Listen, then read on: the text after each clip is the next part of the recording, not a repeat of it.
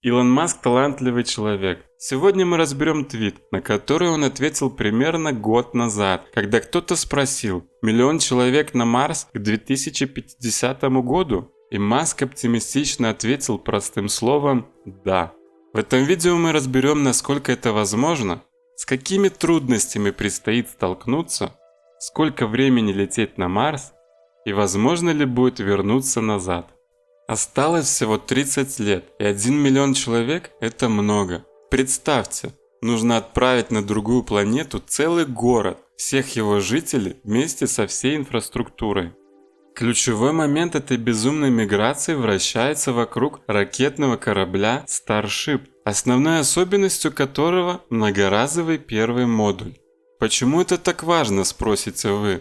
Цена всей ракеты около $62 миллионов.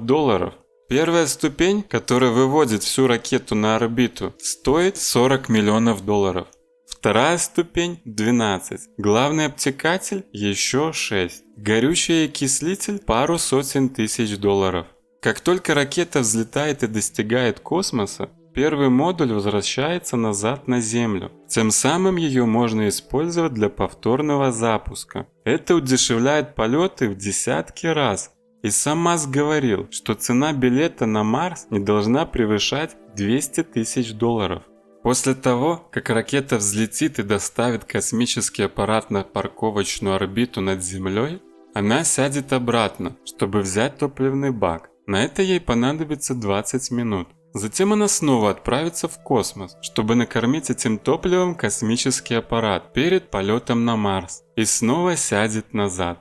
Когда ракета достигла космоса, ее дозаправили, возникает первая трудность – то, что Земля и Марс находятся в постоянно меняющемся расстоянии друг от друга. Это объясняется тем, что орбита у Марса эксцентрична, то есть имеет форму овала. И в момент, когда Земля ближе всего к Марсу, расстояние составляет почти 55 миллионов километров. В самой дальней точке 402 миллиона километров. Этот цикл повторяется каждые 26 месяцев. И логично, что необходимо ждать кратчайшего пути. Само путешествие займет минимум 80 дней и максимум 150, в зависимости от года и технологий. В более отдаленном будущем, как выразил надежду Илон Маск, время путешествия составит всего 30 дней.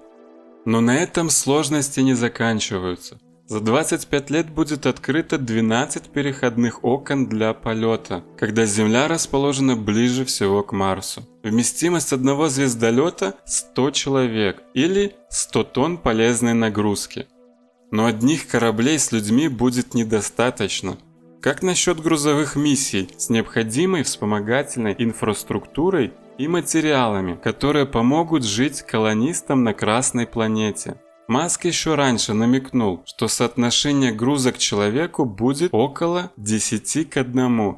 И поэтому в реальности для отправки 1 миллиона человек на Марс понадобится 100 тысяч грузовых миссий. Подведем итоги. 8333 полета в каждом переходном окне для достижения заветной цели в 1 миллион. А теперь представьте масштабы производства этих звездолетов. Это будет напоминать электричку в метро в час пик, когда нужно будет быстрее и больше перевести людей на другую планету. Уже в 2022 году планируют первый полет к Марсу. Это будет грузовая миссия для доставки припасов будущим колонистам. И если все пойдет по плану, то ожидается первый полет экипажа в 2024 году с прибытием на Марс в 2025. Им предстоит сложная миссия в освоении новых земель. Капсулы, на которых они прилетели, выступят в качестве жилья. Они будут составлены друг к другу, выстраивая общую колонию. Понадобится много электричества, и в этом помогут солнечные батареи. Первым жителям предстоит бороться с суровыми условиями окружающей среды.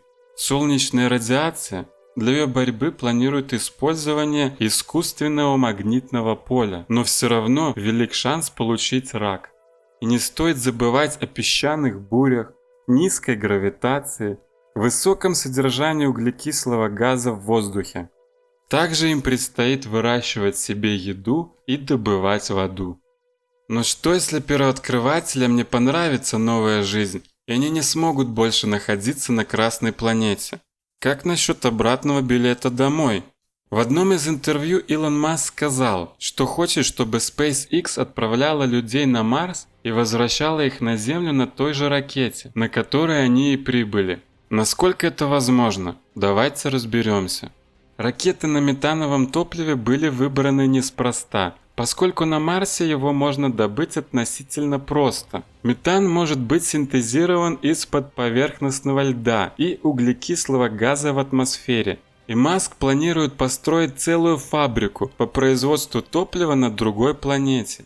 Но для этого производства потребуется огромное количество энергии. 1200 тонн топлива в баке звездолета, на производство которого нужно 16 гигаватт-часов местной марсианской энергии. Это 10,5 футбольных полей солнечных батарей. Должны непрерывно работать 26 месяцев.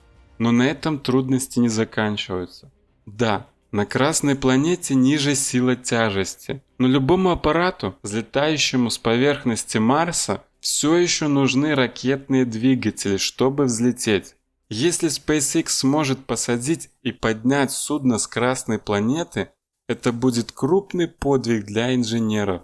Потому что доставка в целости и сохранности первой части ракетного носителя с Земли на Марс – это еще более сложная и невыполнимая миссия. В любом случае колонистам придется жить более 2 лет и ждать следующего переходного окна для полета. Сегодня нам сложно представить, как можно преодолеть все трудности на пути к освоению другой неизведанной планеты. Я надеюсь, что через 100 лет человечество достигнет этой цели и откроется новая цивилизация особенных людей, которые смогли побороть все трудности и начать жизнь с нуля где-то за 1 000 000 километров от родного дома. Как вы думаете, получится осуществить задуманное? Пишите свои мысли в комментариях, всем будет интересно почитать.